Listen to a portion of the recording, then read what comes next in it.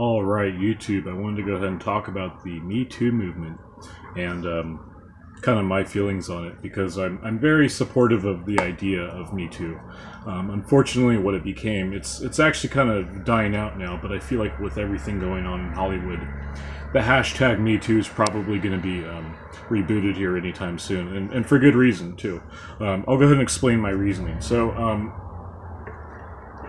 with all of the real cases of abuse on many levels occurring in Hollywood, there's a lot of people that should come forward, especially now that people like James Gunn and Dan Harmon are trying to normalize that behavior. It'd be very interesting to see if people associated with them have anything to say about that, because where there's smoke, there's fire, I suppose. So that's kind of my feelings about those two guys. But going back to the Me Too movement, it seemed like it started up around the Harvey Weinstein times back in October, like the very beginning of October when the Las Vegas shootings happened, and then what's his name? Sorry, Harvey Weinstein getting exposed for who he is. And then I think there was an actress who said, "Oh, this is basically just the tip of the iceberg." And I didn't believe it because I thought that someone like Harvey Weinstein was probably just bad enough. But then I started to do research. I heard about people like Roman Polanski and what Corey Feldman had to say about Hollywood. Like the two Coreys are definitely like the original Me Tooers because they came out and they basically talked about their abuse that they experienced in Hollywood. But what I feel like happened with it is that it really got hijacked by the people who were trying to suppress the real victims. So essentially what happened is it became like a multifaceted like war against people that were really undeserving to be attacked. Like, for example, pretty much the whole entire gender of man. It became to the point where like a lot of people in the media were basically just saying that all men are like this. This is basically just exposing men for who they are. That was their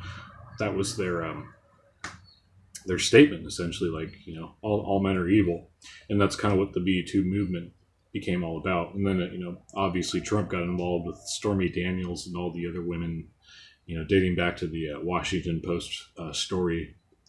And I think it was the Washington Post that broke the Access Hollywood tapes, or they released them rather. So the movement itself was hijacked by people, gatekeepers essentially.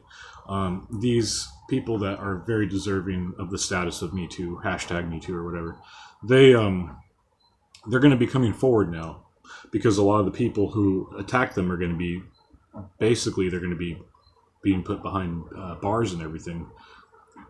So I wonder if they're going to feel safe to, come out and share their story, because we need to expose these people. And I myself have a Me Too story.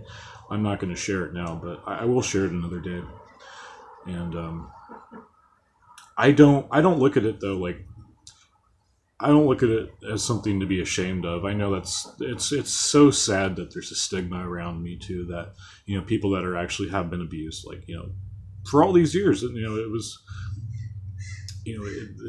was just I guess they just thought like it wouldn't be socially acceptable to like share such a story, which is really sad because there's a lot of people out there that have been hurt by really close loved ones. I mean, I just made a video previously telling you guys about that story. It's awful, and yet this happens very commonly, around the world. It's very sickening. But I feel like with the Me Too movement, it's probably going to get revitalized or rebooted here. For good reason, with all the Hollywood things that are going on, all the creepiness coming out of there. I encourage people to tell their Me Too story. It's very important, and when I build up the courage to tell mine, I will share it with you, because it's obviously hard to talk about. And it's something it's hard to live with. I don't let it weigh me down, honestly. I'll just tell you how I deal with it, but I don't let it weigh me down. But it's something that sticks with me. I'm reminded of it very often, but I never let it affect me or my mood. It's just there. It's essentially just there. So that's my thoughts on the Me Too movement. essentially, it was hijacked by people that were gatekeeping essentially for the real predators and suppressing the real victims. Basically, just diluting the message of it. Essentially, basically having it become a war on man or men.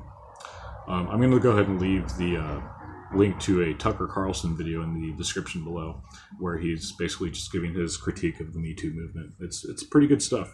I'd recommend you check it out, and it's going to be in the description, guys. All right, peace.